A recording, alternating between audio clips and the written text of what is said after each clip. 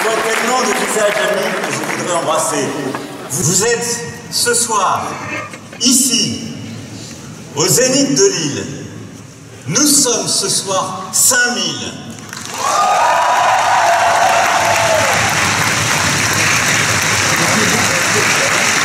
Très intéressant, j'adhère beaucoup à ses idées et à son mouvement d'ailleurs, j'ai adhéré aussi.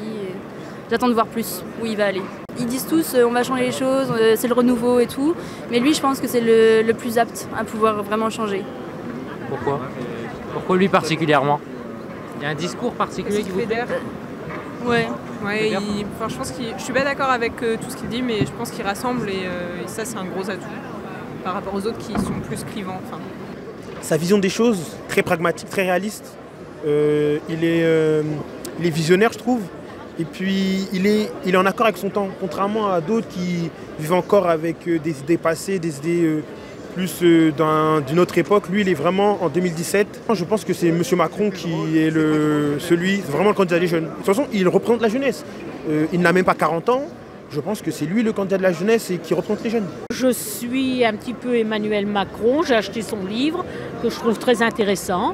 Et donc, je veux entendre ce qu'il va dire sur l'éducation. Je pense que lui offre des idées qui sont, peut-être pas nouvelles, mais en tout cas, qui donnent de l'espoir et qui nous donnent envie, nous on est peut-être un peu plus âgés, mais malgré tout, de se réinvestir dans la politique.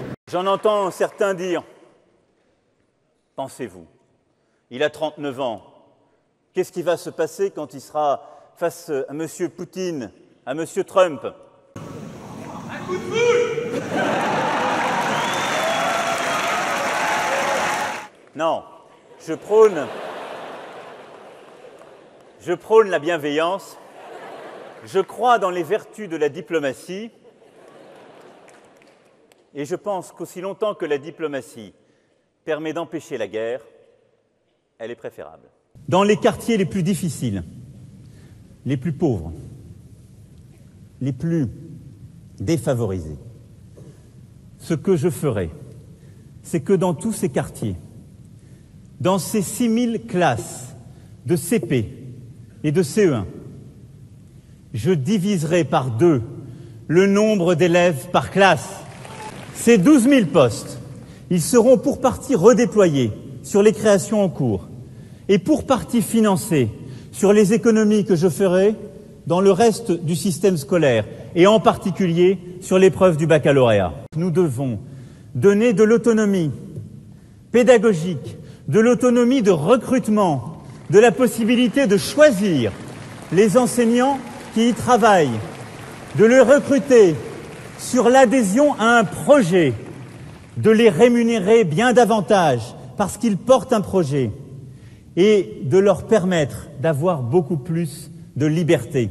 Toutes celles et ceux qui sont aujourd'hui à droite et qui vous disent vouloir y rester mais ne pas s'y retrouver, toutes celles et ceux qui à gauche doutent et ne s'y retrouvent plus, toutes celles et ceux qui ont peur, ne cédez rien aujourd'hui au discours de la haine, ne cédez rien au discours du repli.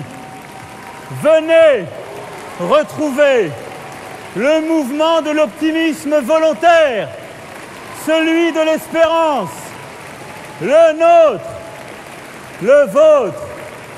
J'ai besoin de votre force, de votre fougue. Vive la République! Vive la France!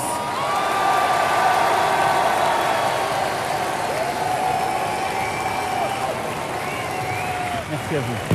Et voilà, Emmanuel Macron termine son passage dans le Nord-Pas-de-Calais, ici à Lille, avec ce grand meeting. Il y avait près de 5000 personnes ici pour le suivre. Et vous l'avez vu, ce public toujours donc très nombreux et avec des drapeaux français, des drapeaux européens. L'Europe, il en a parlé, Emmanuel Macron, mais aujourd'hui, c'était notamment sur l'école dont il voulait revenir. Il a fait plusieurs propositions, augmenter le salaire des professeurs.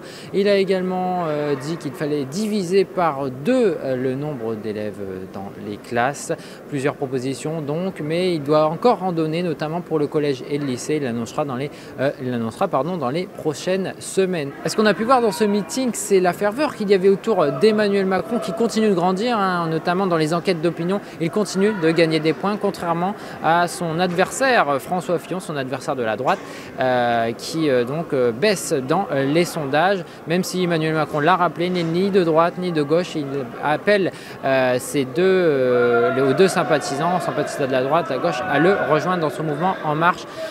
Aujourd'hui, je vous propose d'ailleurs d'écouter plusieurs personnes que nous avons interrogées à la suite de ce meeting. Ils sont globalement satisfaits. C'était très enthousiasmant. On est venu surtout par curiosité.